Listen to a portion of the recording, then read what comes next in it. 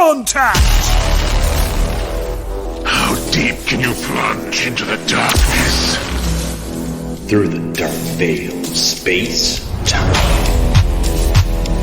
I wish we could have joined you sooner. This is Warlords. Time is short. There is much to be done. The wait ends now. Alright, we are back once again, ladies and gentlemen, boys and girls, children of all ages. Quick little spoiler. The recording on this episode is going to be a little whack. Apparently, well after the fact that we closed up shop and everything was done, I realized that my microphone did not pick up in the audio. It worked in the audio test, and it did not work after the fact. So, you're going to be hearing me talking through space and time to my fellow guests, talking about the World Cup, because that's what this episode is all about. The Horus Heresy Legion's digital card game World Cup 3. Joining us this week is going to be our guest Terse, and later on we'll also be joined by LCFR from Team Canada, and we're going to be discussing that, and I will be mixing myself in, traveling back in time and having conversations that we had before. So we're going to be talking about that, and I just want to make sure that you guys are aware up front, out the gate, so if things sound a little disjointed, well, you can blame that on the warp. Let's get to it, shall we? Hello. Yeah, I think I'm back. Like, last time was 3 weeks ago? 4 weeks ago?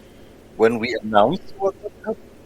Yeah, it's been a while. I think when we did the World Cup kickoff. Yeah, so happy to be here again. And sadly, none of my co-hosts did make it this time again, so... Yeah, it can be... it can be a little bit tricky with the time zones. Obviously, you guys are over on the Eastern European side, and right now for you it is super late.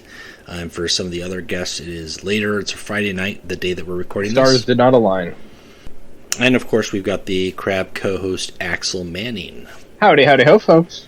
So, before we get started, really quick, I want to make sure I bring this up at the very front of the episode so that everybody is aware, because I don't want you waiting for an hour into our podcast before we get to the plugs. I'm going to be doing a contest, a special contest for the World Cup. Basically a predictions contest. I couldn't quite figure out the March Madness rules and get a bracket set up because the World Cup has got group stages as well as a final stage. But what I want players to do, if you're interested in competing for this, the winners will get, I've got 3 promo codes to give away worth 1,000 gold. That's 3,000 gold I'm giving away to 3 different players, 1,000 per player times 3, 3,000 gold. What you need to do, pay attention to this episode. Listen to the teams that are playing in the World Cup, the players that are on them, the groups that are on them, and then PM me, Scuff D, on Discord, Reddit, or Facebook, your predictions for who is going to make top 8. And then list them in order from 1 through 8, with 1 being first place, who you think is going to win it all, to 8 being whoever ends up in 8th place. And then the scoring will work as follows. Basically, you'll get a point for every team that you got correct that made it to top 8, and then if you got their positioning correct, you'll get corresponding points. So first place is worth 10 points, second place is worth 9, and so on down the list. The 3 players who have the highest score for their predictions will get the prize, which is 1,000 gold. The deadline for this promo code contest is going to be August 31st, because at that point we should have concluded the group staging, so you should know who is advancing into the top cut situation. So this is a way, hopefully, people can get engaged and follow along the World Cup as we go through it, but also kind of get enthused and excited, cheer for a team, kind of make some predictions and see how it goes. Yeah, I think so. We have like 5 teams per group, so 4 rounds and a bye week. Yeah, should. I mean, you got to put Team Canada number 1. It's just the rules. It's just the law. Well, you got Lucy on it. You know, I heard that that Team USA has got some great players on it, and they're led by a pretty awesome captain. You think so? I think we start with Canada. They are Group A, in fact. So why not start there? I think that's the closest group. like it's the most competitive group out of all four we have. Because like we have many teams that are pretty much equal, like in the ratings. Like Canada is always good. Mm-hmm. They have won the last World Cup. They have a different roster than the last time, and I mean they probably will feel the lack of Pirate High. I'm not even part of the team, but I'm a Canadian, so I gotta represent. Yeah, that's right. That's right. We're gonna do it all over again.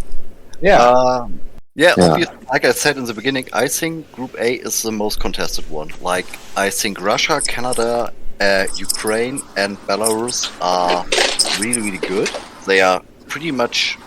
Yeah, I can't say who's winning that group. And I think all four have a good chance. I think Finland or Serbia have an outside chance. Yeah, I was gonna say you forgot Finland and Serbia. Yeah, I mean, they're good. Alex is a really, really good player, and he's Lodge Wars 4 champion, I believe, or 3. Lodge Wars 3, yeah.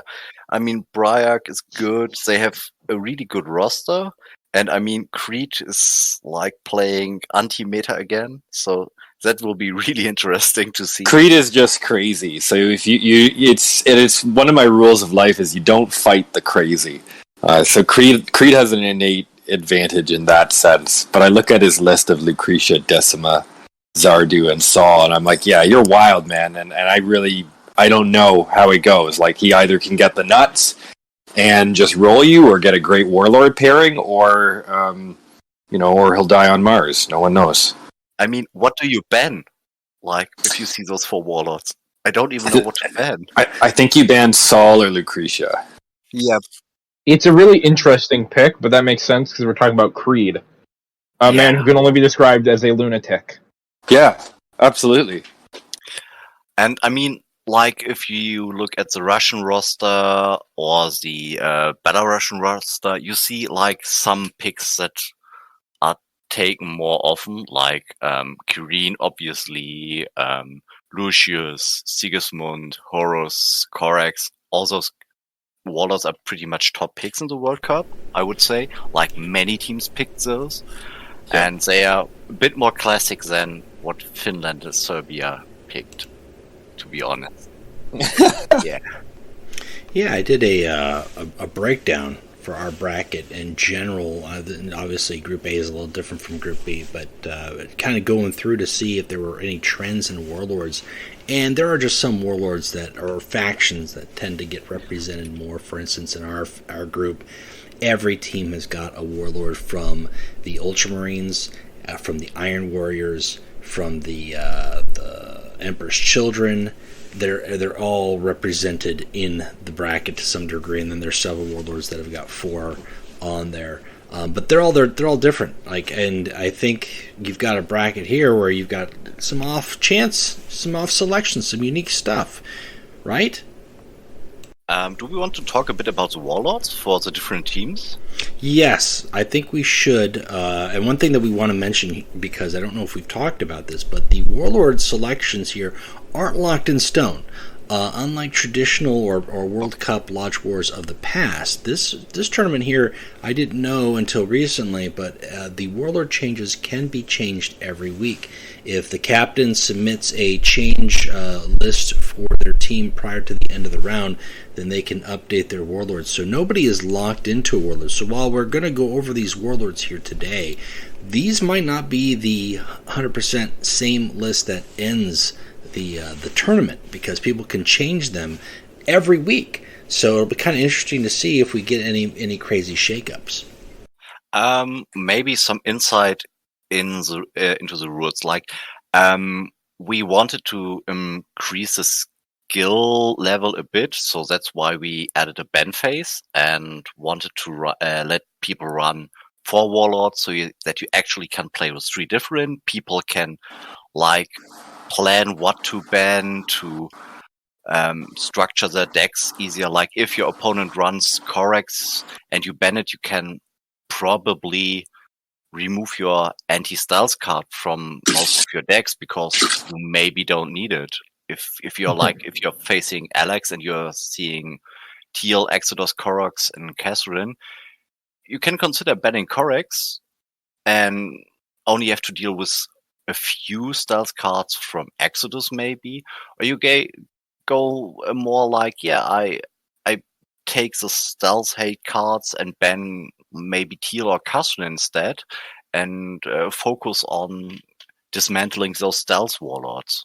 So there's like a bit more strategy involved, and the locking for only one round, I believe right now, till I am proven wrong, that most people won't change their roster. But this helps us really, really well when Everguild will patch the game in the near future. I strongly believe that after we see the next meta report, that Everguild will adjust some cards from the Titan Death expansion and the factions to be more in line. And at that point, like, people might be frustrated with the factions I picked initially. So the ability to like swap those factions that are getting nerfed like out of your team is without like any issues. I think that helps a lot. And yeah. And then to also mention or clarify for the rules for the group stage currently, the team captains all had a vote on the rules, what we were going to do with the Titan Death expansion, and we voted just to ban the entire Titan expansion altogether. It was either allow the Titans, ban the Titans, or ban, I think, just the wave 3? Was it wave 3? No, it was Titans ban, whole Titan Death expansion ban, or no ban at all. That's yeah. And I think we knew for sure people were gonna land on the Titan ban. And I think the only thing that was up for question, and Canada and USA came down on the same side here, was whether we would ban the other expansions. And Scuff and I both voted to ban the entire expansion. Right, there was a decent group who did want the expansions added. Yeah, I had a couple of reasons, just for the reasons why I voted. I know everybody got a chance to kind of make their case and make the argument, and I think the vote ended up being 12 in favor of banning, 7 didn't want to. But the majority won out. And for me, really just kind of comes down to, this is just so close to the tournament kicking off with a new expansion just out the gate. And some of that is card availability for folks who maybe aren't all experienced. There's a lot of experienced players in the tournament, but that doesn't mean everybody is on the same footing or equal footing or has the gold or has time to play the events to get the cards. But also just kind of old habit for me, if I play any card game, a physical card game, you go in to play a big tournament, a major tournament, the most recent expansion drops like a week ago, 2 weeks ago, it's not allowed. It's not legal. Like, that just seems, for me, like that's just natural. So I just kind of followed that mindset. And then that gives time for people to, pick it up. But I am definitely looking forward to playing with the new Titan Death cards when we get to the group stage, and that should be pretty exciting. I mean, what you already said, like, at the end of group stages, we will have another vote, and I can see, like, the Titan Death expansion to be allowed, except for Titans, most likely, because people really don't like them.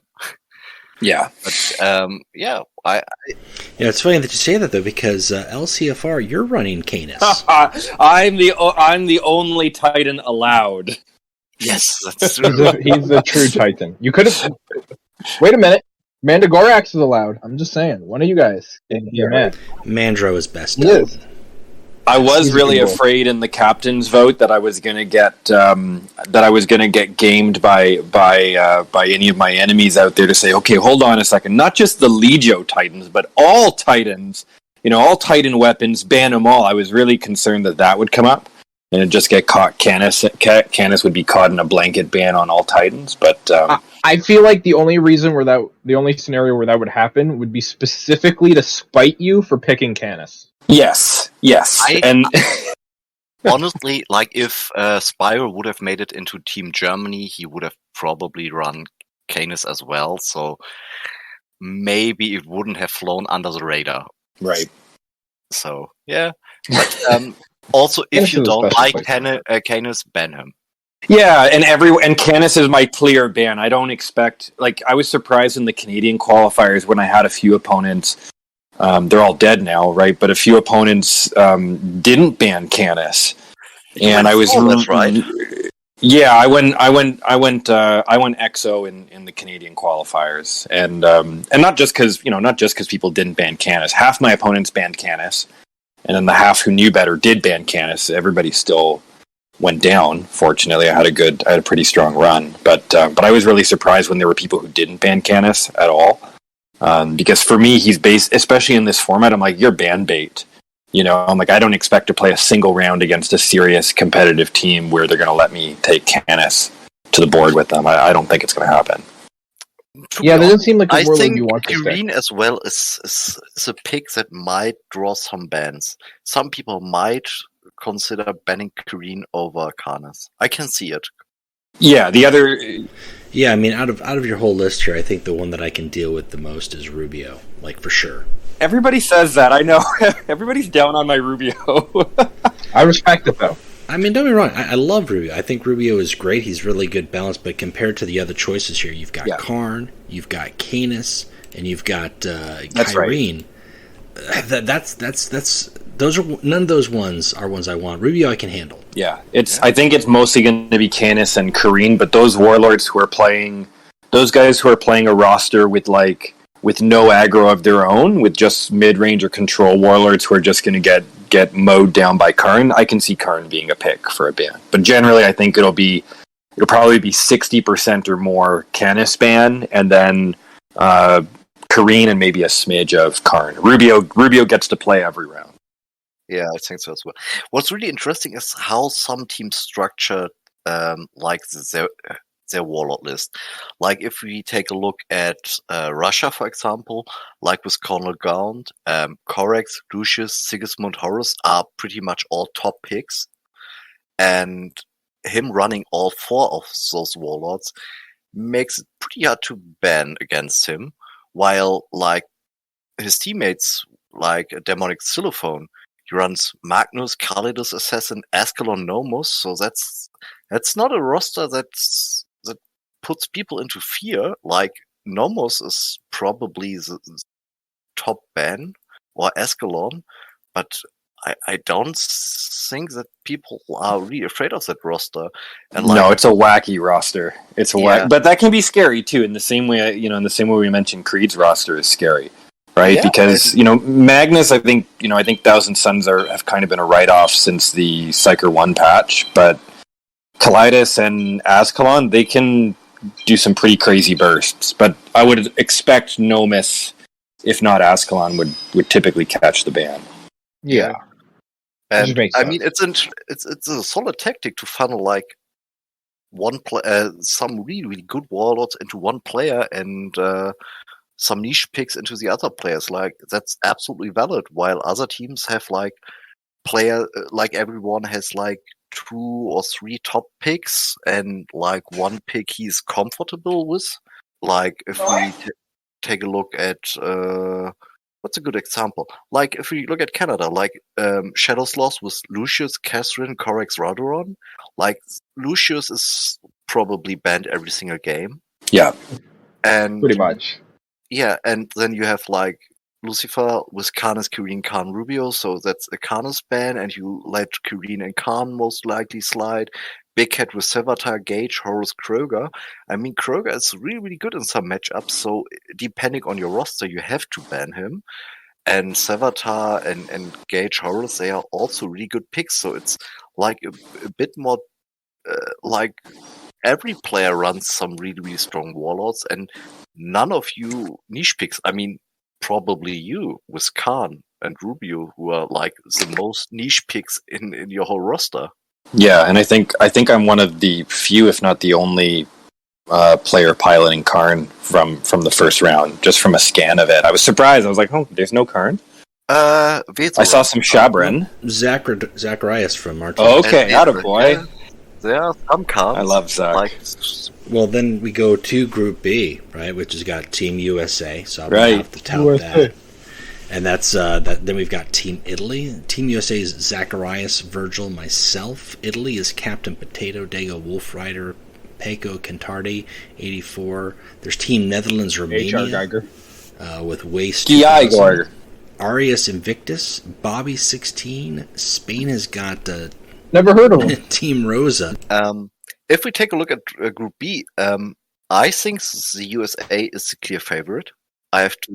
You're just saying that because you're saying that because he kicked the last guy off who didn't say USA was the clear favorite. That's why I'm filling in. And yes, definitely USA clear favorite. Clear favorite. Yeah, just looking at the bracket for the Team USA, or for our bracket, I should say. Collectively, we've got 4 Sigismund, we've got 4 Gage, 1 Gilliman, so 5 Ultramarines, 4 Kroger, and a Perturabo, so 5 Iron Warriors, 3 Lucius, and 2 Fulgrim, so 5 Empress Children. And then we've got Sherokin, and there's a Korax. There's a single Korax listed. Yeah, you got Raven Guard in there.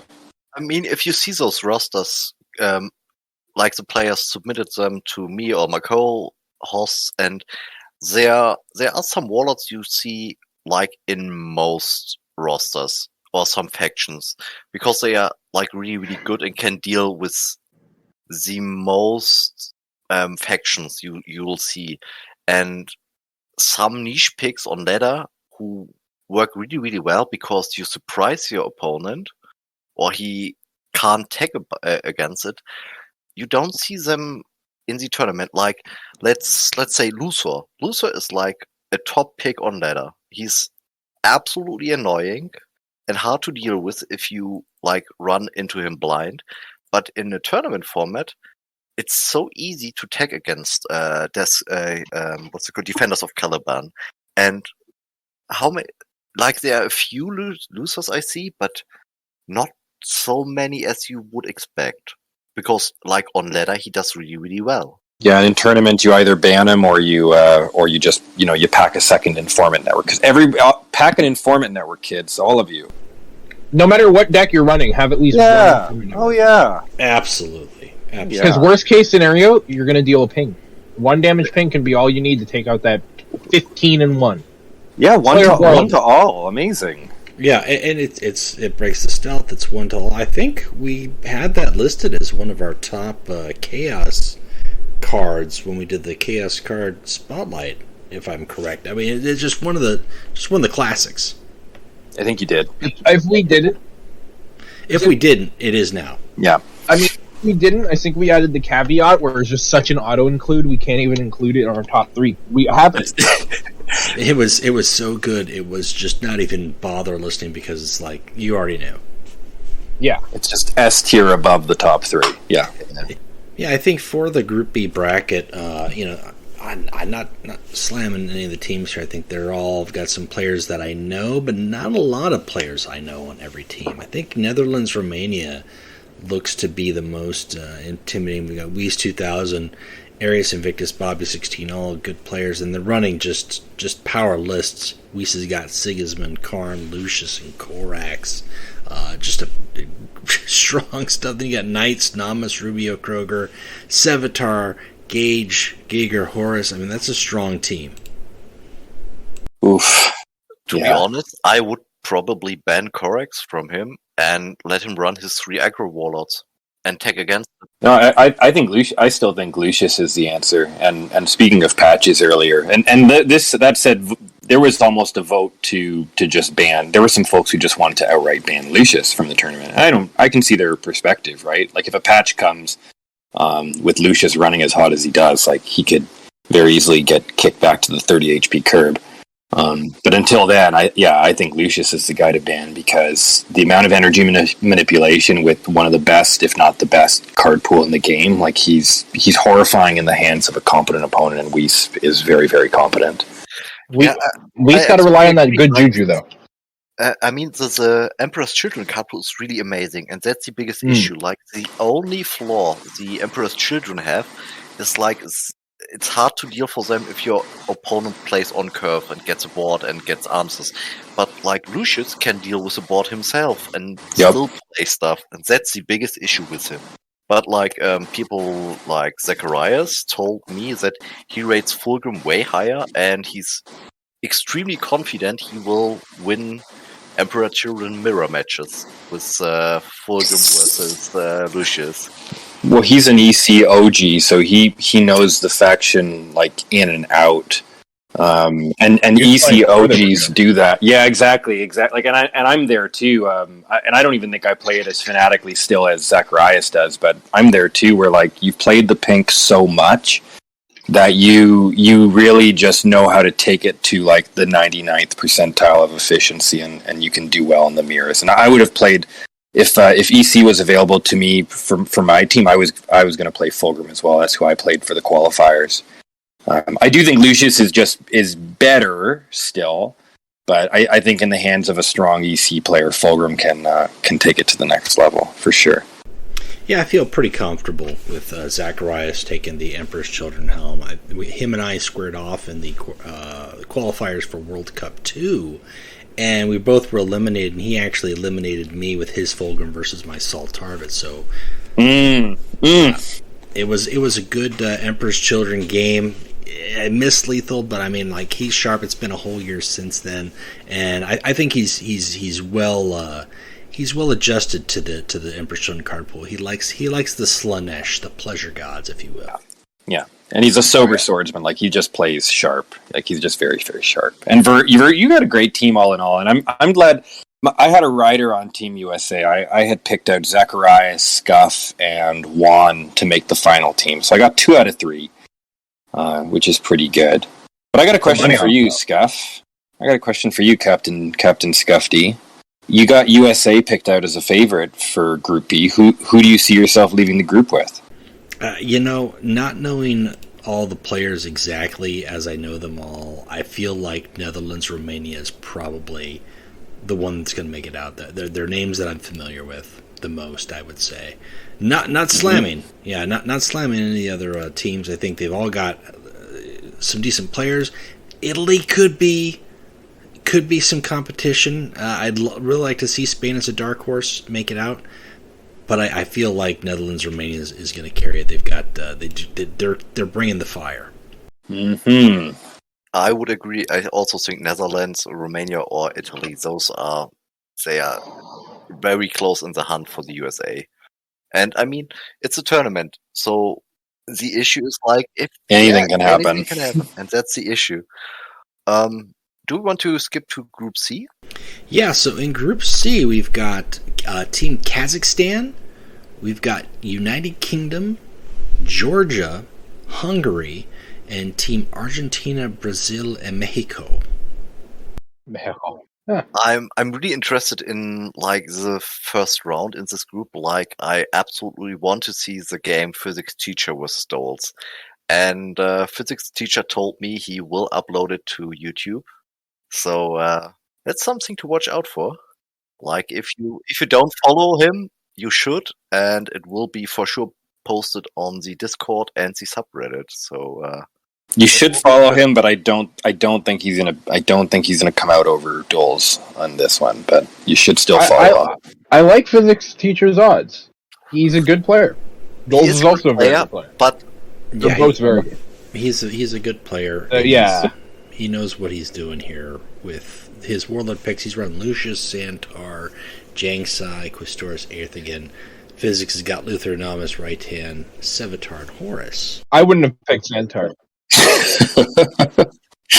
Iron Hands are kind of a joke faction, but against Sevatar and possibly even Luther, they could do well. I can't knock Santar that bad. Like I went to 3 in the finals match where we beat France, and my loss in that match was to Santar. Right, yeah. So I can't knock him that hard at the end of the day, right? It's also in the hands of one of the best players in the game, respectfully as well. So like he picked Santar intelligently, like, you know, He's going to ride it, and Santar's not getting banned either. Like, so he will very likely get played. We actually have the bans for that matchup already, and I posted it right now. So actually, Doles is running Santa, Jangsai, and the Knight, and Lucius was banned. That's and right. Doles was really, really smart. He didn't ban Lucer because Jangsai and the Knight do really, really well. Yeah. So, and knowing very likely that his Lucius would be banned, because Lucius, even though Lucius is worlds better than any defender of Caliban Warlord, he still really doesn't want to run up against duplicitous troops. It just makes him a little bit rubbish. So knowing that his Lucius would be banned and not counter-banning Luther was really wise. So who did he ban from physics teacher? Sevatar. Yeah, Sevatar. Yeah. Huh. Yeah. Sevatar makes sense to ban because for a lot of his warlords, he's not going to have a troop presence.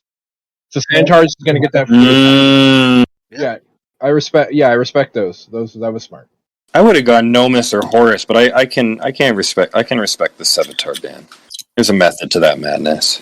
Absolutely. Yeah. Well, in this group stage 2, we've got a couple unique warlords that we haven't seen in the other 2 brackets so far. We've got Magistus Amon. From the Thousand Suns, we've got an Amit, we've got Santar, as we mentioned previously, we've got Malkador showing up. We also have got a Tybalt Mar. Yeah. There's actually 2 Magistus Amons. I'm just kind of surprised. Yeah. And Meta Knight is also running Valdor as well as Russ. Boo. I mean, if you feel confident with Russ more than with Geiger, Honestly, strong players. I think Kazakhstan is quite good. Honard and Yuri are both War Masters, right? Yeah, I think. Yuri is, yeah. Yeah, Yuri. I mean, Honard as well. Or he's at least a few times Primarch, so he's a really, really good player. I don't know anything about the third one on their team because either I'm not able to read Cyrillic, so yeah. The truth is, though, anybody who operates full time in the VK chat is really, really strong. Like the Russian community's got some of the strongest players in the game. So Kazakhstan's definitely a favorite.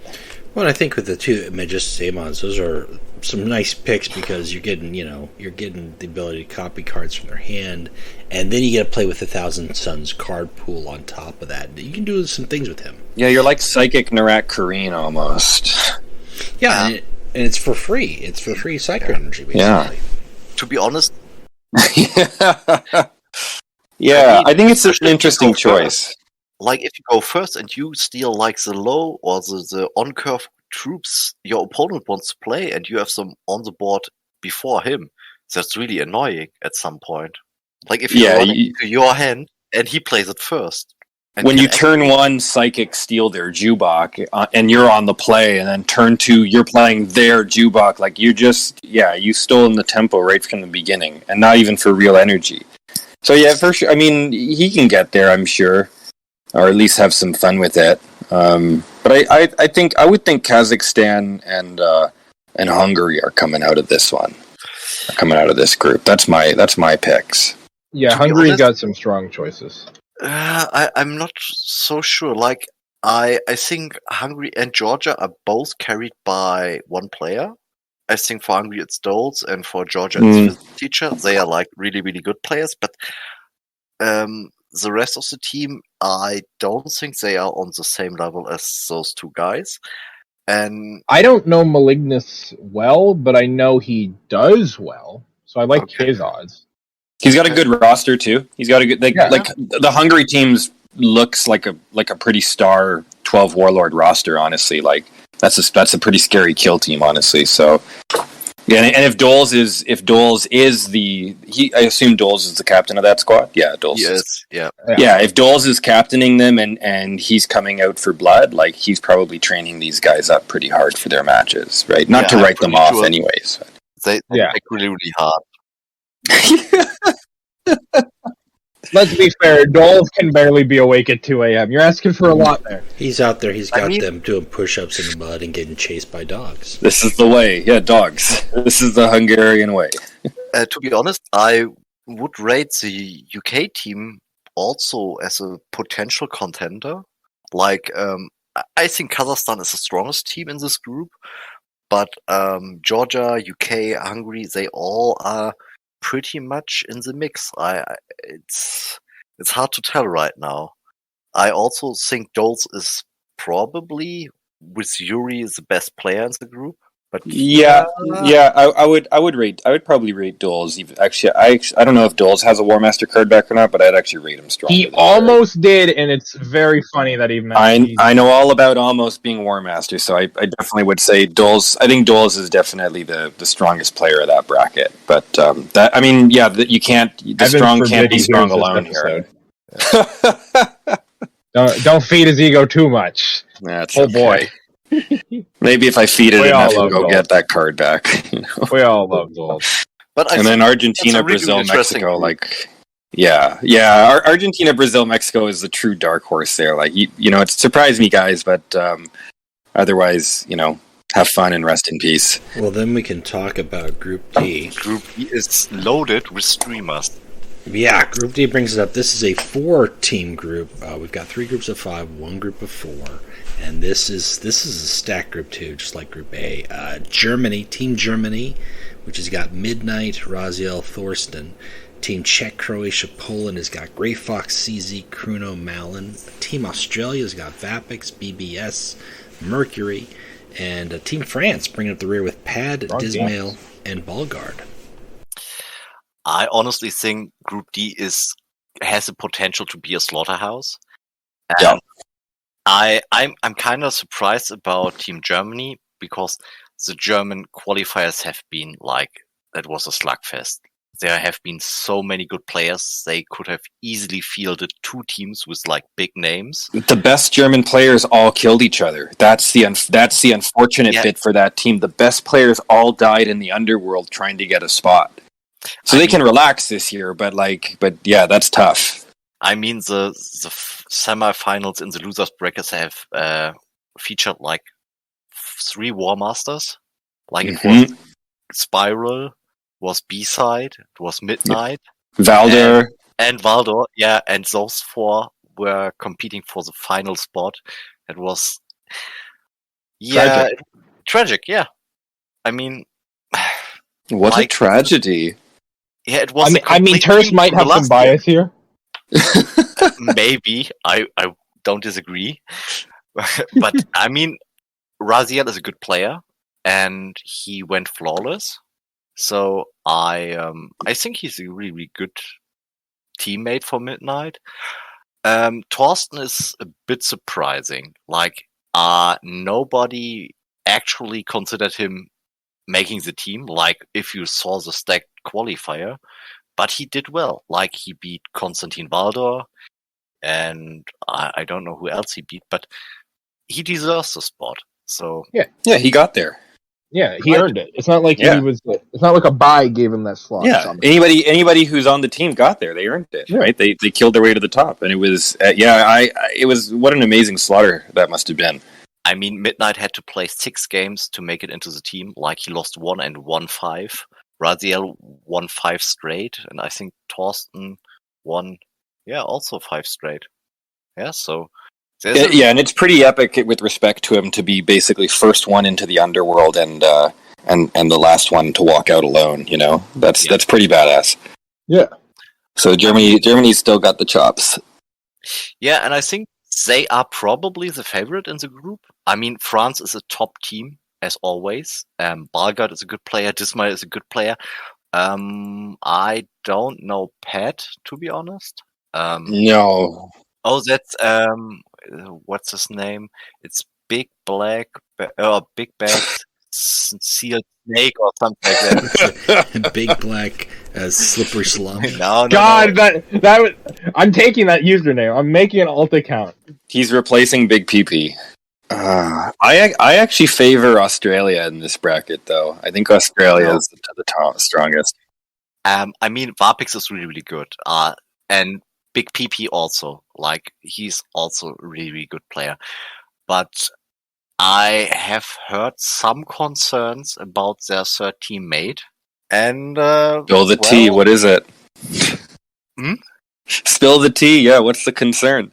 Oh no. he's newer to the game than most people would expect. Mm. I mean, They had a qualifier, and he how did new well, is but he is newer?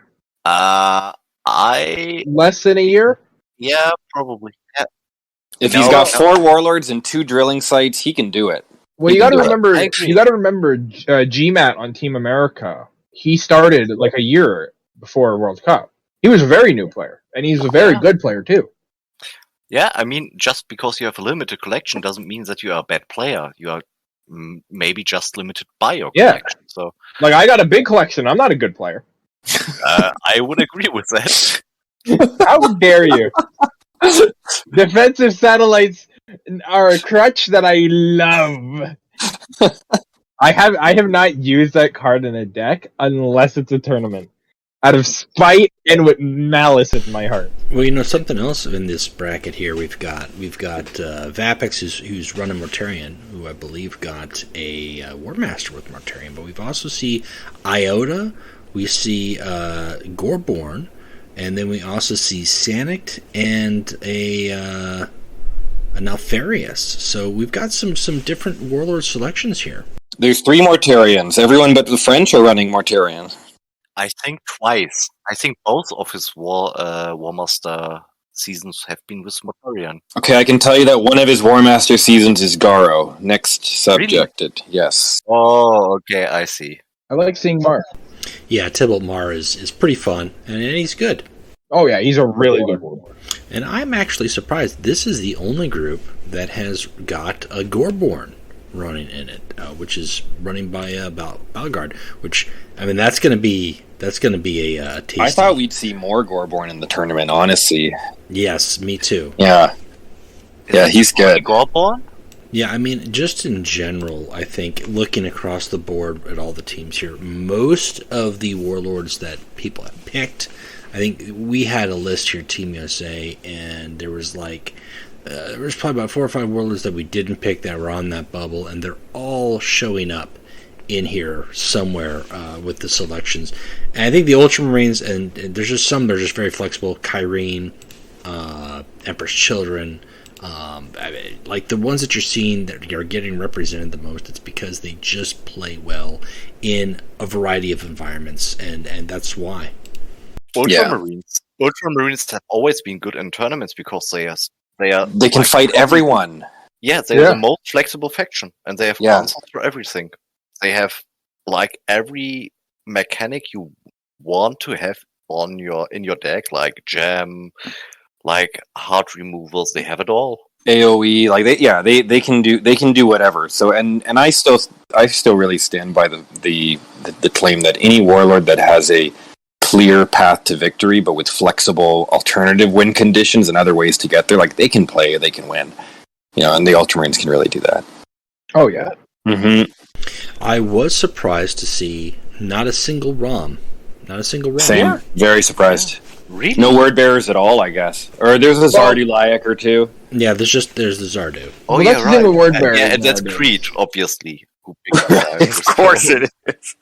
Word bearers aren't in the best place, minus Rom. So I'm impressed that Creed is bringing. Zardu. Word bearers basically got no expansion as far as I'm concerned. Oh my god, GIF was such a joke. You know what the only good part of that was? We got a Terminator. I mean, the real Ward Bearers expansion came with the Titan Death Neutrals. Oh, Chaos mission.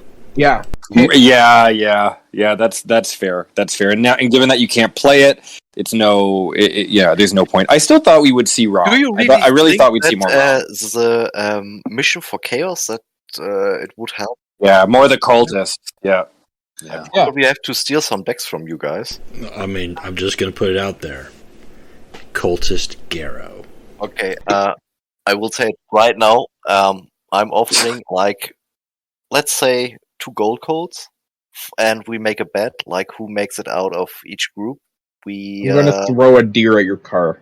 That's happened already. You know that happened. That's why I'm making the threat. Oh, we're gonna throw a Canadian moose at your car. Oh God. Perish the thought. That's too cruel. Hey, if you've got a problem with Canadian geese, you've got a problem with me. And I suggest you let that marinate. They're actually monsters. I don't even say their name aloud. Geese are a threat, but they'd never expect you to just grab them by the throat.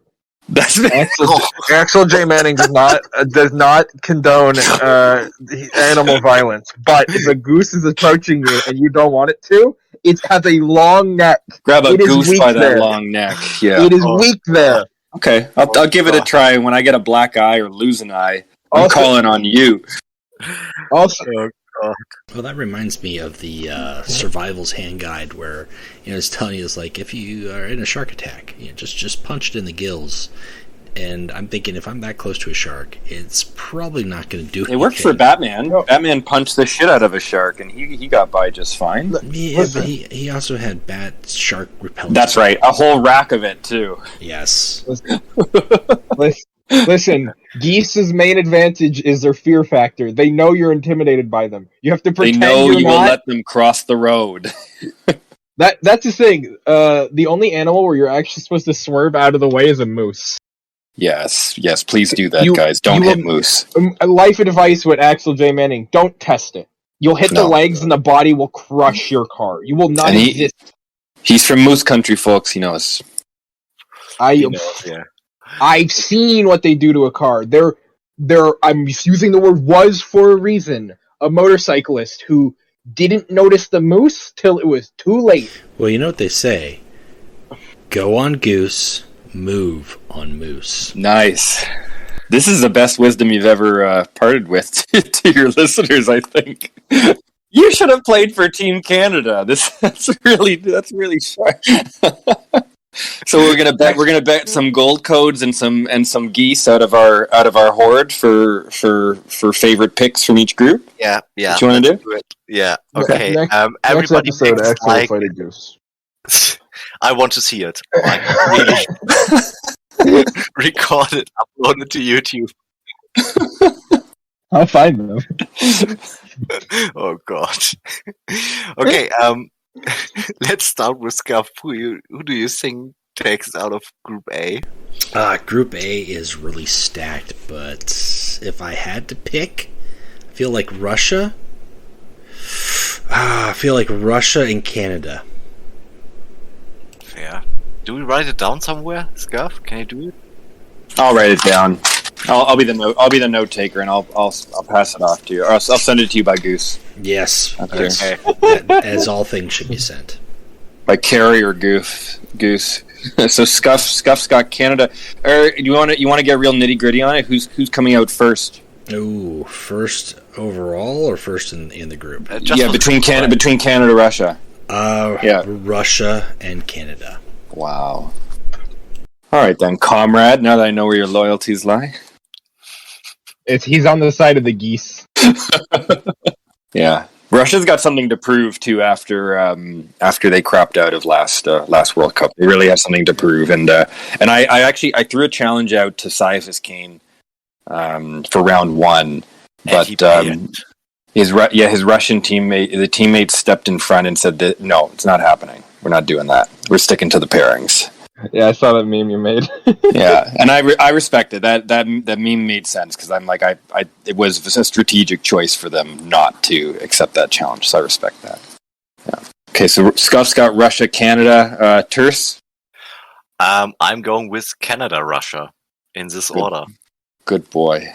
I know I have faced you in too many tournaments, and I know what happens to people who face you in tournaments. My silly dumb luck gets right up in there. Yeah, It's retarded, but Yes. I appreciate it. It's always fun to play with you.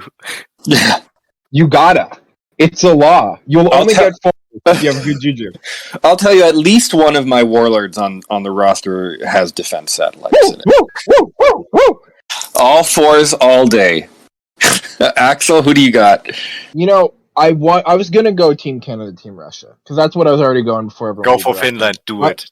I Be was brave. about to say Finland has Creed. I'm going Finland has Canada, Finland. If only for the fact that Creed is coming out swinging with the memes, and if he wins, it will be amazing. Yeah. Not even like the thing. If he just wins Group A.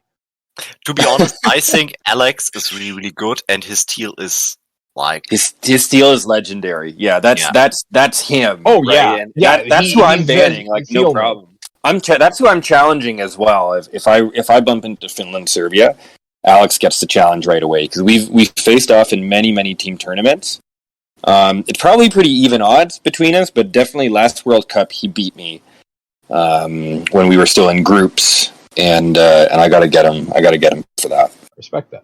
I think my pick. I think so. Obviously, I gotta represent the boys. There's a little bias there. Yeah, I gotta put Canada up first, and I think I truly think we can come out first in the group. And it's a really, I think it's gonna go Canada, Russia, myself as well. okay. Yeah, I mean, think that's so. like I think that's the a really Ukrainian obvious team is pick. really, really good. Like They are, though. I think there's a good chance Ukraine makes it as well. But Yeah, that's what I was and humming that and hawing over.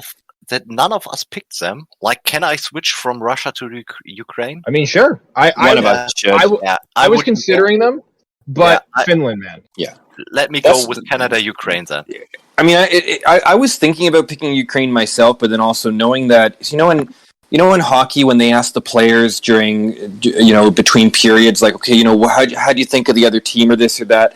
The hockey players, it's not like wrestling where they say, "Oh yeah, we're gonna rock them, sock them, turn these guys upside down." They suck. They keep it neutral and respectful because you're just gonna get the other guys fired up. So it's almost like if I don't pick Russia to come out of this group, I'm just giving my opponents who I'm gonna have to face in the next 72. 96 hours or something, like really like an axe to grind, something to prove. And I've already done that by dropping a meme on their page. So I really think they will get out, but just after us. They can come out after us. And I already said I got to give it to Finland because Creed's coming swinging with the meme. Creed's a freak. Like that's just the way it is. Yeah, Creed's a freak. So Also, it's really possible. I love how the teams this year, by the way, are not combined due to location anymore, but just because in the next bracket we're about to get to Ireland and Portugal are together.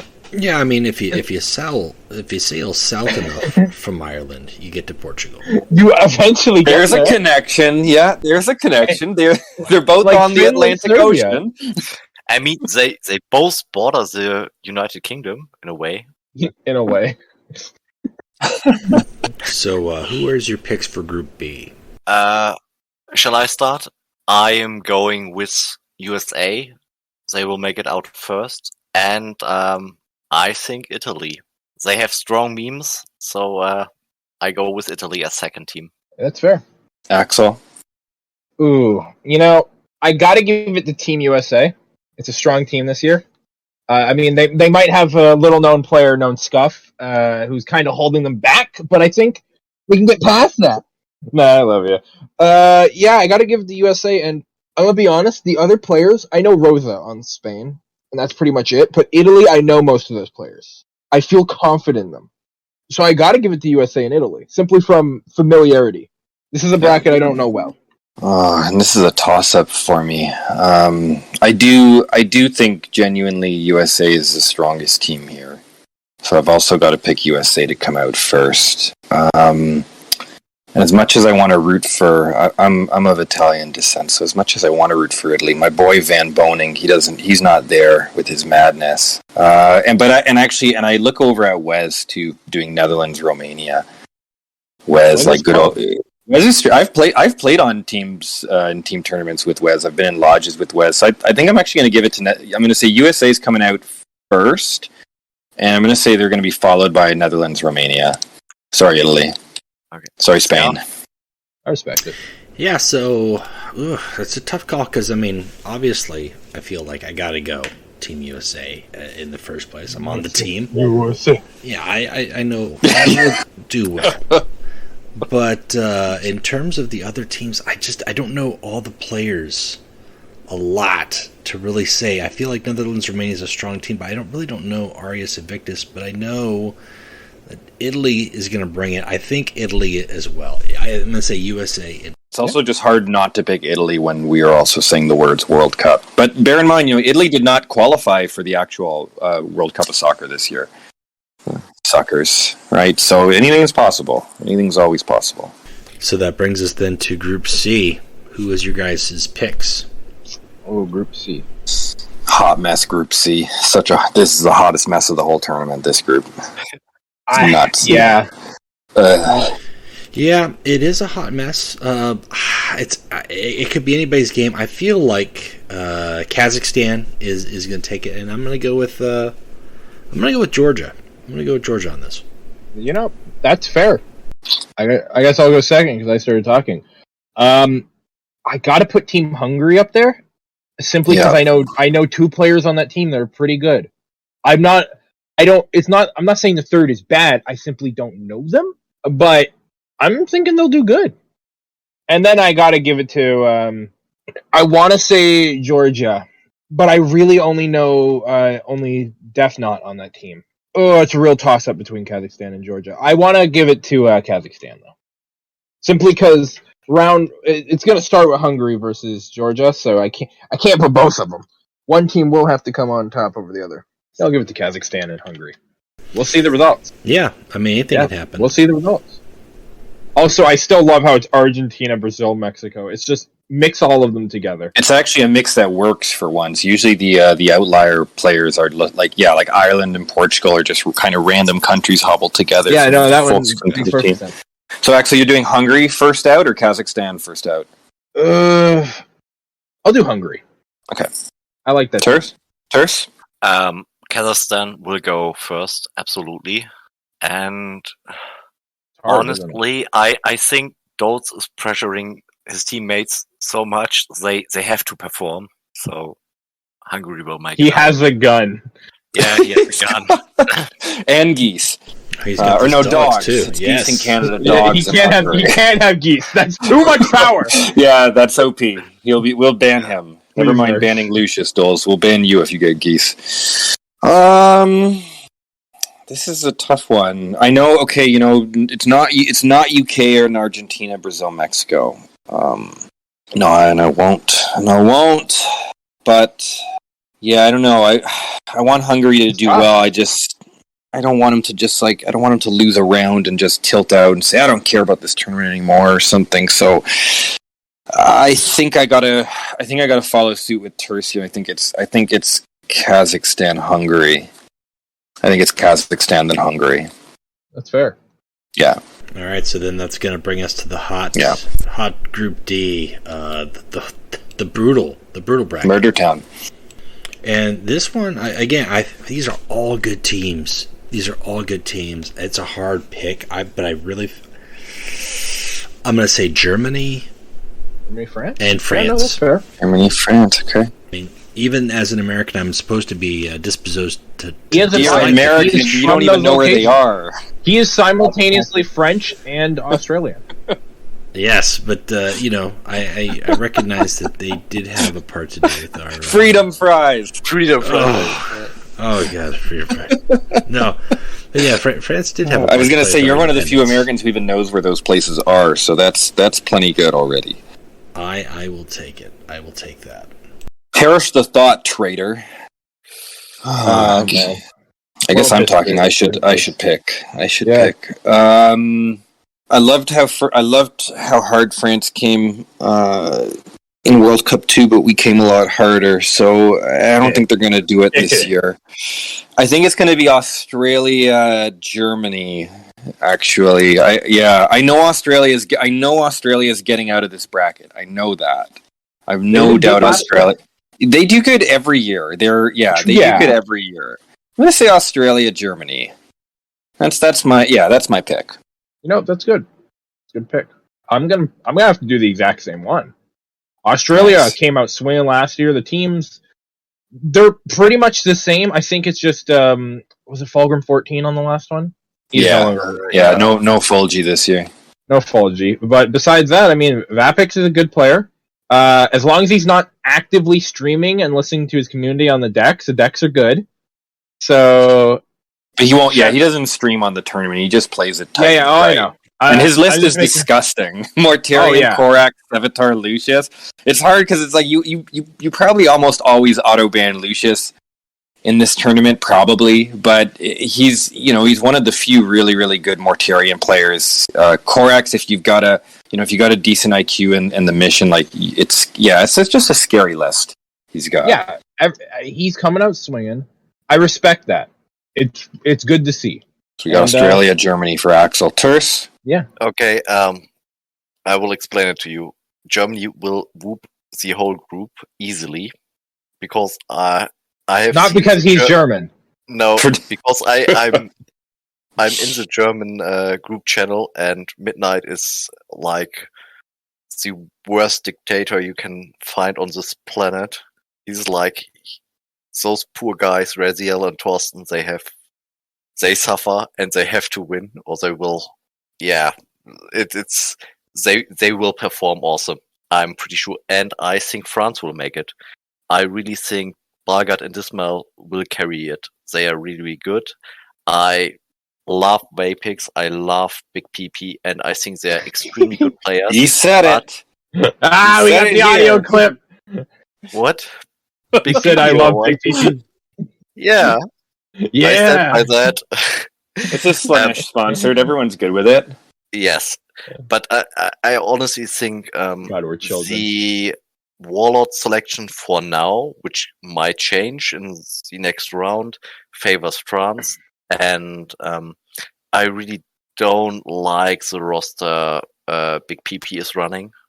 I don't like Iota and Nomos, Sigismund Jangsai. He's a bit on the squishy side. Jangsai? Yeah. No, just yeah. Just all Jangsai the mission is that's I shared that with one of my opponents in the qualifier. He was surprised that I didn't ban Jangsai, but then surprised when I beat him 2-0 and I said it was like, Jangsai's really good, but for the ladder, right? Quick games and just kind of rinse and repeat, but I don't know. It does feel a little soft for a tournament. A lot of things people forget. You can't just 1-to-1 from ladder to a tournament. It's a different ball game. Yeah, and that's the issue. I also don't like big black sealed snakes Warlord selection with Khan, Geiger, Lusa, Gulliman. I mean, Lusa is not a good pick in this. No, he's not, and also not in the group. I think many teams have really good Warlords against it. I didn't like the pick for Torsten that he picked Lusa. And his roster is also a bit weird, but Raziel and Midnight are really, really good in tournaments. And they know what they are doing, and they are attacking really, really well.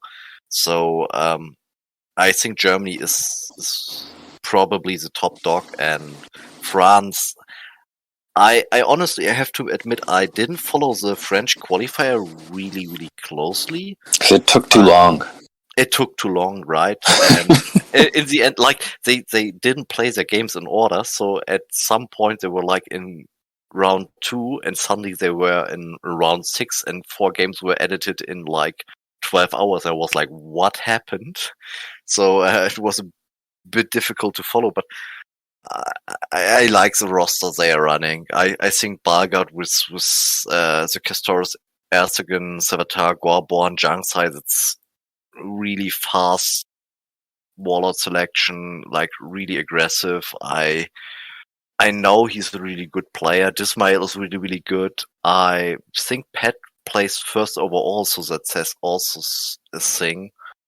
And yeah, to be honest, the Czech, Croatia, Poland team is like they are good players, and I mean Grey Fox is a good player, Marlin is a good player, but I don't see them surviving. Like and listen, and Kruno could be the best player on earth, but you put Agapito and Kyrus in his hands, and it doesn't. Unfortunately, it doesn't really matter, right? Yeah, I mean, like, just looking at his picks, it's like, I'll ban Horse. You ban Horse, you ban Horse, and then you win. Then you 3-0. Yeah, it's a really odd Warlord choice. Yeah, I respect it. Yeah, I mean, the list looks like it's a couple Warlords that are picked from maybe a player who doesn't have a Sherokin, maybe wants to play Runestorm and doesn't have Kabanda. Yeah. To be honest, yeah. I can see Czech, Croatia, Poland taking the round 1 versus Australia, because I think Kruno is more experienced than BBSS, and the Warlord selection is okay. Yeah, and I think Grey Fox has a chance against Varpix. No. Yeah, it is like a 30% chance, maybe. Hey, 30% is more than 0%. Yeah, that's right. I mean, I honestly, I think Kunu is like absolutely favored to win versus BBS, and I think Marlin and Grey Fox both have better chances against Varpix and Mercury than BBS. How do you see Agapito, Luther, Horus, and Kyrus favored to win against Karn, Gager, Luther, and Gilliman? Tell me what you see. What I see, I honestly think that you will ban probably Gilliman out of BBSS. Yeah. And I see the ban for Kruno will be Horus, like you said. The Luther versus Luther matchup could be incredibly interesting. Yeah. Whoever goes first and has like better starting hands, that's Gager could berserk himself to death. I don't play berserk warlords for that reason. I've had that actually happen to me. Like so berserk can get really ugly. And I mean, you can tech versus the warlord choice BBSS runs like they are like Khan and Gager are both auto attackers. They have to like they win with their warlord. So if you honestly, I think Agapito isn't that bad. Like, people underestimate him. The biggest issue he has is that he can't hide. But with Geiger and Khan, you also don't hide with Corax. Yeah. Because, like there is nothing on the board to hide with. Like, if it's Cherokee, yeah, okay, that would be better. But Corax isn't per se better than Agapito in this matchup versus the Warlords he has.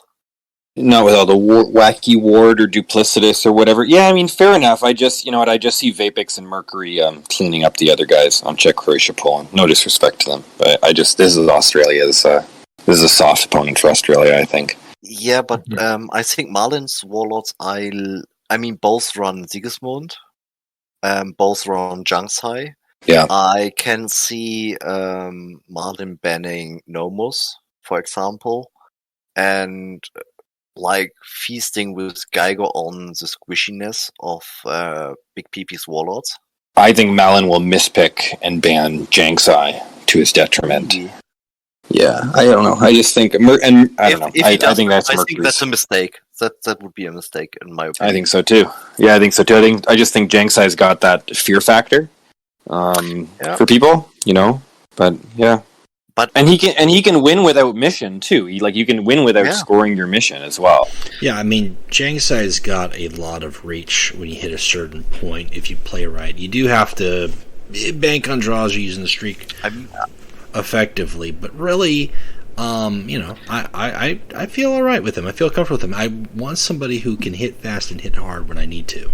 Yeah, that's the biggest part for me picking France over Australia, because I'm discussing Czech, Croatia, Poland, possibly taking the set from Australia, but I don't see that happening to Germany or France. I think Germany and France will both beat Czech, Croatia, Poland, more handily. And that's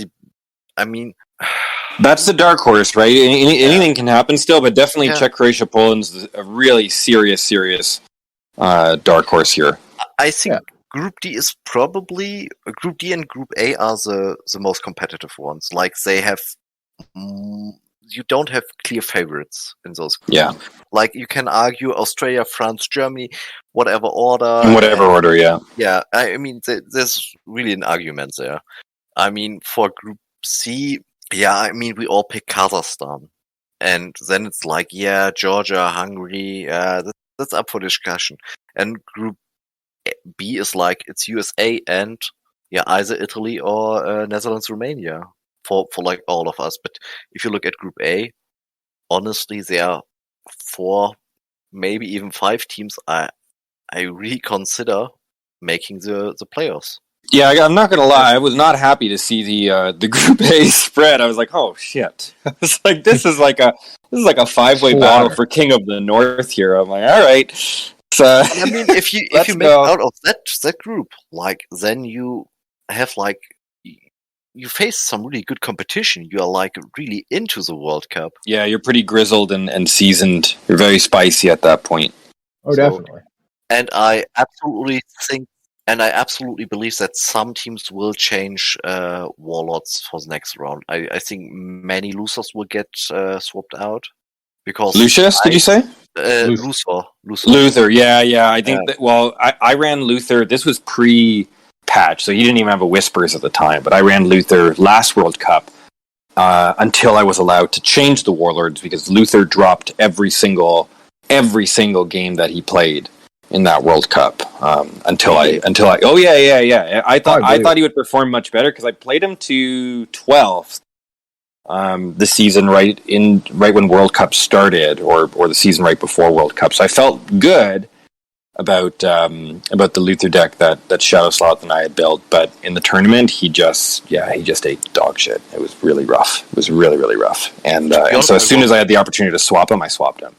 I was really surprised by Shadowslaw's performance. Like, when I saw the initial qualifier, was like, yeah, that's Lucifer and Shadowslaw like making the team, and then he lost his first 2 games, if I'm correct. He lost his first 2 matches, so then he had to go. Yeah, he lost to Grumpy, and we were hoping for a team of me, Grumpy, and Shadow. Yeah, that's what we wanted. So to have Grumpy and Shadow face off round 1 in the qualifier was we heard right.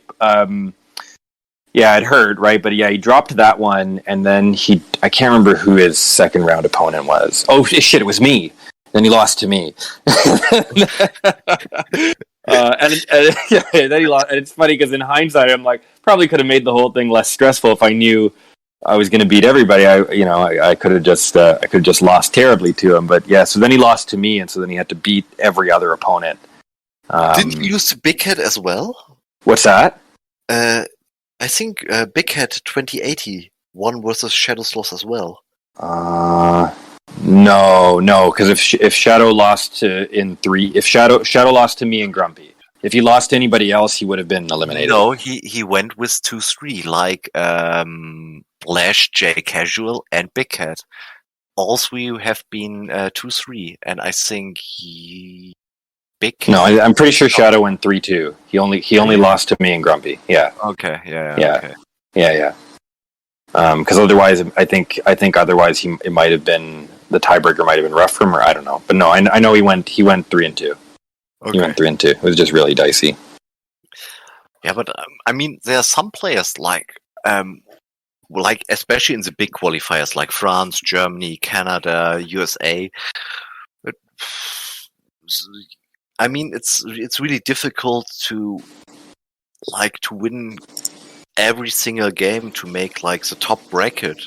It's really, really hard to do. And if you are once in the losers bracket, things get really, really spicy. Like your last life.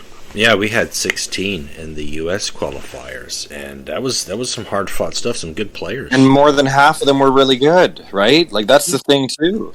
Yeah, I had Virgil knocked me down into the losers bracket, and luckily he went out to join Zacharias on the team, and then I had to fight an additional 2 extra games. But there was a couple guys there that I was, I wonder if I was going to run into. GMATs won. Biloth, I think Biloth was the one that got beat out by a baby hippo before I played the game. Yeah, they got killed by a baby hippo. I'm not joking. That was his name. A baby hippo took those guys out, right? It was, and I mean, and not to say he's not a good player, but I'm like, I don't know who a baby hippo is, but yeah, anything can happen in a tournament, right? If you don't keep it tight and right. I mean, I watched the games, and like he had some really, really good top decks, but he also played them well. Like if you play the cards you are given really well, you win. That's what cards is. Yeah. And I mean, the game was Scuff versus a baby hippo was really, really close. Like one was like the first game was 2 HP or something like that. Yeah, he was playing as Bjorn, which was a little unusual, and I think it was just a lot of burn, and my hand was not a great opening hand, so I was just playing what I had, but it was very close. Yeah. And then in our Pollux Sigismund game, the Imperial Fist mirror match, It was a good game. I think he had it, and then he threw it away. He threw away those Phalanx Warders. Yeah. And I think that's kind of what cost it. If he would have kept those cards out, I think he could have kept the lead in that game. The Phalanx Warders, yeah. I think he had only one. Yeah, he had one misplay. It was one bad turn. He threw away his lead, and you feasted on it. But that's the thing in mirrors, right? Like that's where experience, I think, plays out really, really well in the mirror match, right? Like you kind of have to think. You kind of have to think very strategically. Yeah, but sometimes luck is also the decider. I have seen what's it called, the dreadnought for the Gunpede. Yeah, there was the Gunpede, like 5 shots, 50-50 chance, and he had 5 times face. He killed GMAT like that, right?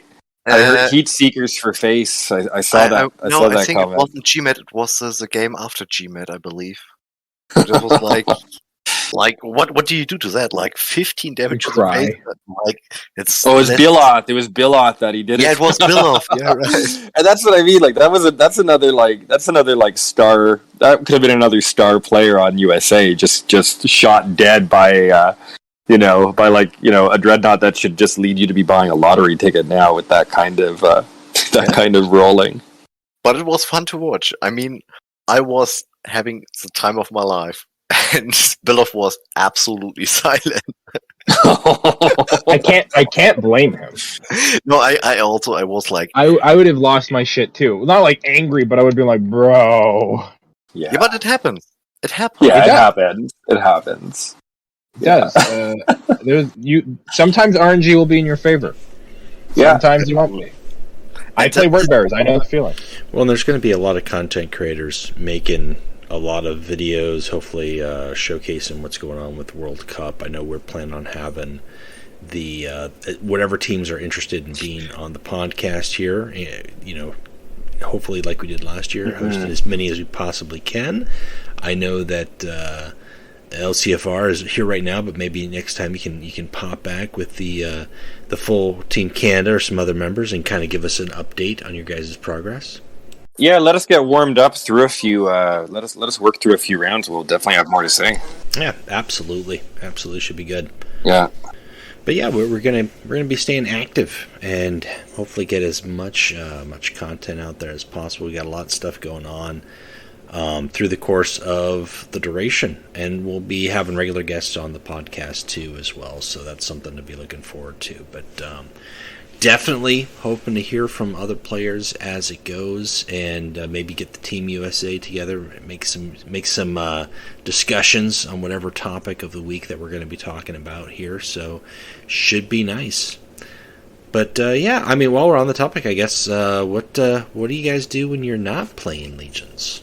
Oh yeah, it's busy. It's a busy tournament. Yeah, I mean, I guess I can start with what I've been doing. I got all my paint. It's all here. I'm currently assembling my Horus Heresy army. I learned one of my coworkers collects miniatures, not 40k miniatures, but he does like Transformers and Star Wars and stuff. So he just gave me a can of lead belcher, like the spray. So I was like, all right, this has made life 10 times easier because I got to apply this on every Marine. That's nice. Yeah, I'm building the Spartan assault tank right now. That thing it looked great. That's a pretty tank. I don't know if you guys seen it. I know, Terse, you've seen it. Yeah. It's just a cooler Land Raider, in my opinion. Everything in Horus Heresy mini line is cooler, so good for you. It's a Land Raider that opens from the front and has 8 las cannons. Oh, I fucking love it. A baker's dozen of las cannons, we'll call it. Truly. Yeah, about me, I mean, Scarf and Axel are pretty aware. I'm destroying cards at the moment, so that's what I'm doing in my free time. Yeah. Now, the question is, when you hit the deer, did you instantly call the game warden? No, I had to call the police first, and they called the game warden. Okay. Warden, so. Now, I'm not telling the people at home to do this. In fact, I'm not condoning this action. But if you call and say it got away, even if it didn't, that's your meat. That's your meat, brother. Okay, I'm so just you are saying. more of a fan of hit and run tactics. So It's not a hit and run tactic. It is a hit and run tactic. No, He's it's from not. roadkill country. I told I him that know. the deer ran away. Okay? For all they know, the deer ran away. The deer is in the trunk or the back of my buddy's pickup truck. Now it's in your belly. Exactly. Oh, Sometimes you gotta think. I don't want to meet you ever again. I'm fucking scared that if you pick me up somewhere, we will hit like 2 bears and 3 moose and stuff. Okay, listen. You should be more scared for yourself. You're going to be delicious. Listen. God. Bear jerky is worth denting a car over. I'm just saying. I'm afraid you know how bear tastes. Dude, bear jerky is so good. Okay. Don't question me. I don't question anything. It comes out of your mouth. That's amazing. Oh god. Scott, what are you doing if you are talking to us stupid guys? Well, I just got out of the studio myself, and I'm not talking just the Eye of Terror studio. I'm talking the recording. Oh, studio. You're for real. This is it wasn't just a Canva project. Go on, you're for real. This is amazing. Yes, I know about this. I know about this too. It's something we've been working on a little bit. It's just straight out of DAC slots, ladies and gentlemen. It's real. Boom. Oh god damn it! It's real. It's gonna be You did a not full. just say those words. I did. It's gonna be a full album of parody songs. It should be what you just said should be illegal.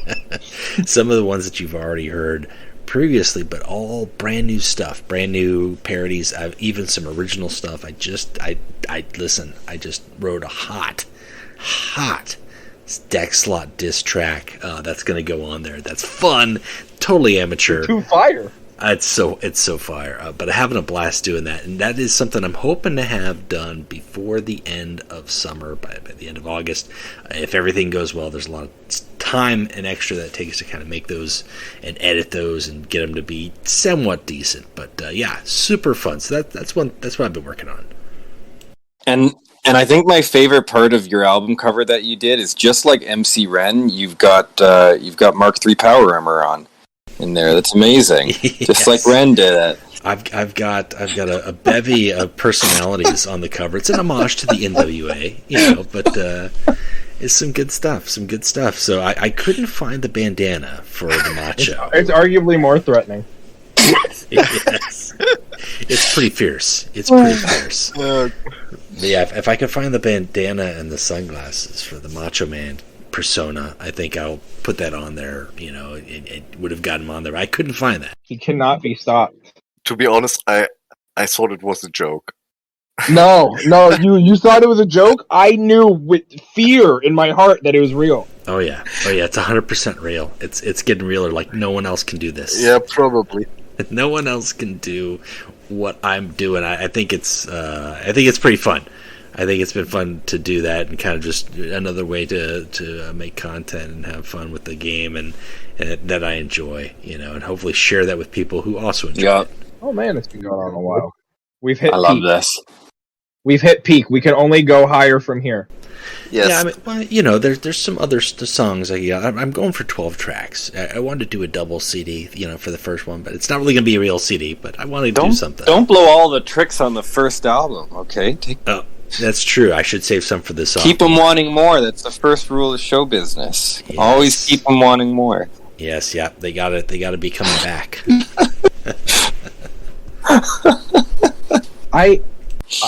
I don't even know what I'm lost for words. I'm proud of you. I'm just lost for words. I mean, that is pretty much cool. Like, who does that? That's so dumb. It's awesome again. It's like, it came full circle. It's full circle, like a 30% Rotten Tomatoes movie. Like, it's amazing. Scuff is making the room of Horus Heresy Legions. You're tearing me apart, Defense Satellites. It'll be a full-on drama. Will we see a music video as well?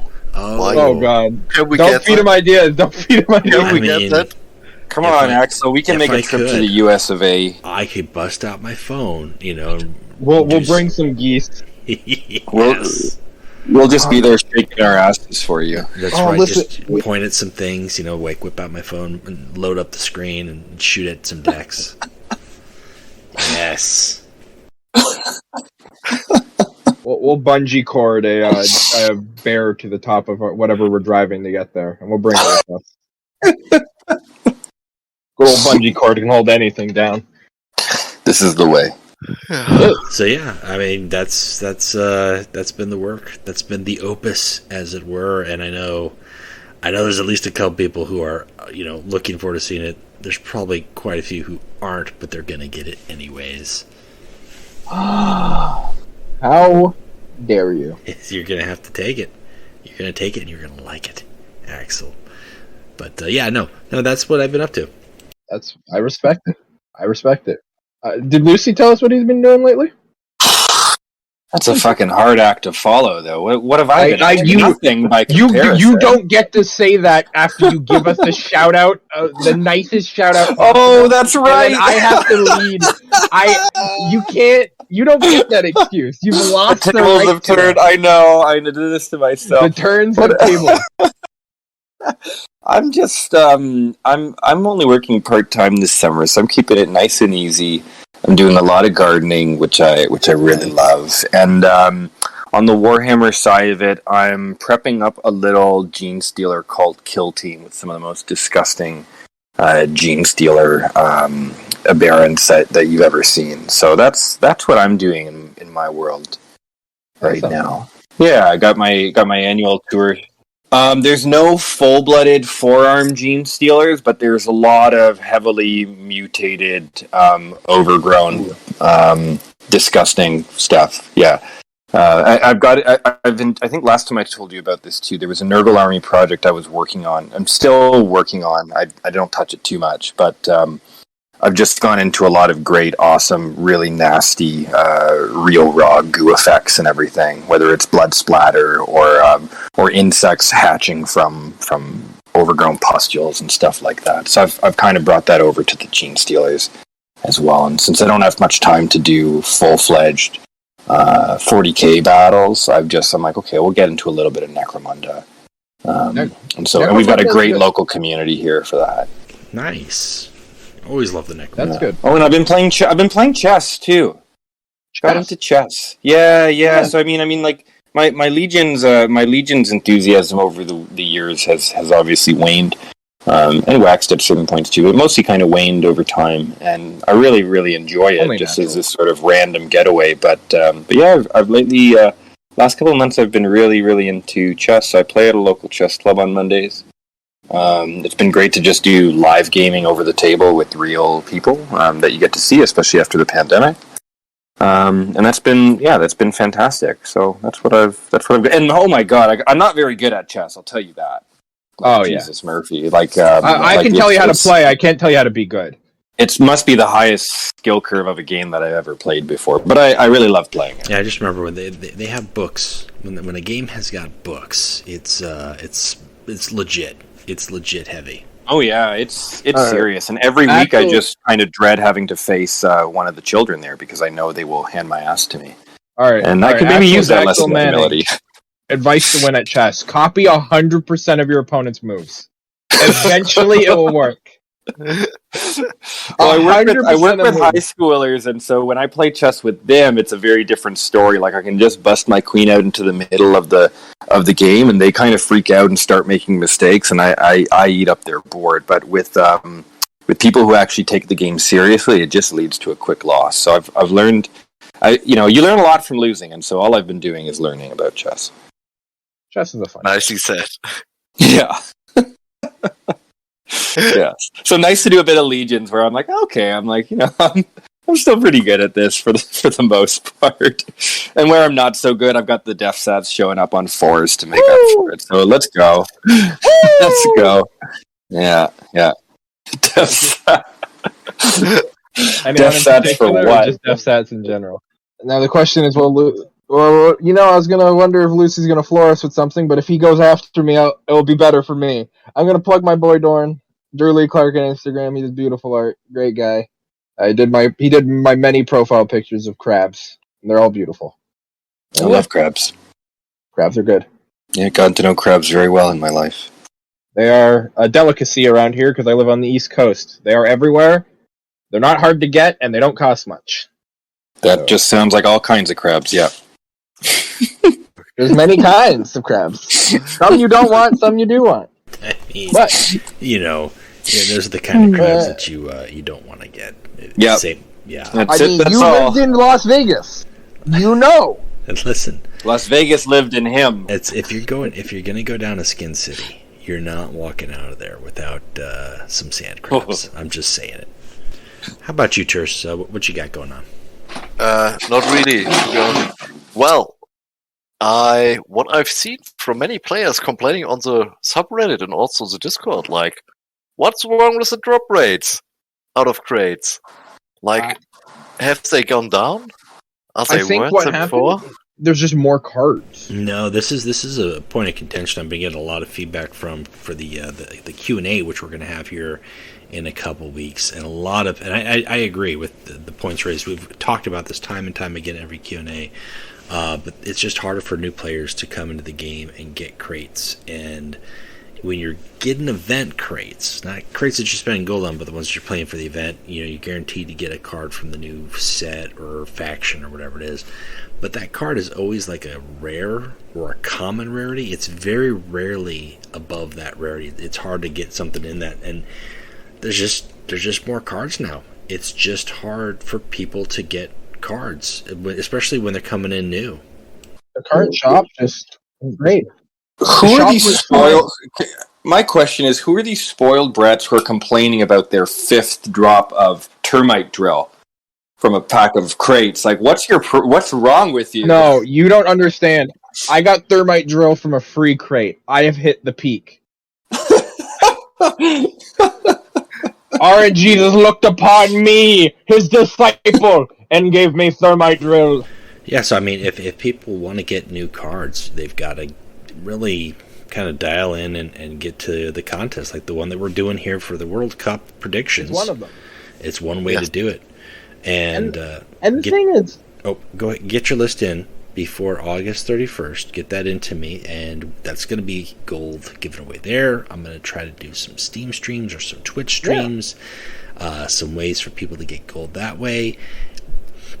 You're just going to have to, if you're a player and you want to get cards, you just kind of have to look and find the ways until every guild makes things possible. Play tournaments. Play tournaments out there. The World Cup is one big tournament, but there are weekly tournaments that you can play to get a lot of cards or gold that way too. Oh, I just realized that there is something I should be plugging. There's a subreddit tournament coming for August, boys. By the time you hear this, it's going to be really close. That tournament is really good for new players. We don't have the rules hammered in yet. The subreddit nerds, I wouldn't know them. They're working on it now. And by that, I mean, Terse, we got to figure that out with Dorn. Yes, we have to. Yes. Well, Terse, LCFR, I want to thank you guys for making the time and getting available and making it work here for the podcast tonight, talking about the World Cup. Looking forward to seeing what's going to come out and what we've got to come and bring. And hopefully, maybe you guys have a circle on back down the road. So, yeah, appreciate you guys making the time. Always a pleasure to be here.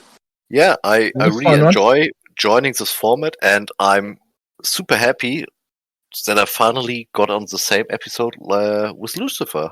Like, that hasn't happened for 2 years, 3 years. 2 or 3 years, yeah. Yeah, I think one of the early... So that's early awesome. The stars aligned. Yes. Yeah, it's been a minute. Yeah, we were on Zoom last time, maybe. Way back when Zoom. Oh my god. Wow. Yeah, before we were using Discord, it was a whole I'm amazed. I forgot Zoom existed. Well, the problem with Discord is it's really hard to convince non-nerds to use Discord. That's my biggest problem with Discord, because you try to show it to someone and they're like, this is kind of weird, and they're like, no, but trust me. And it's like, why does it start up with launching game? And you're like, no, ignore that, please. Why are you making it harder for me? Yeah. Yeah, definitely. Yeah. All right. Yeah. I guess we'll see you all next guys. Time, boys. All right. Yeah. Bye. Everyone, bye. Bon voyage. It ends here. This has been another episode of the Warp Chatter Podcast. Thank you for listening. I can't help but appreciate your talents. It was inspiring. I need some wood.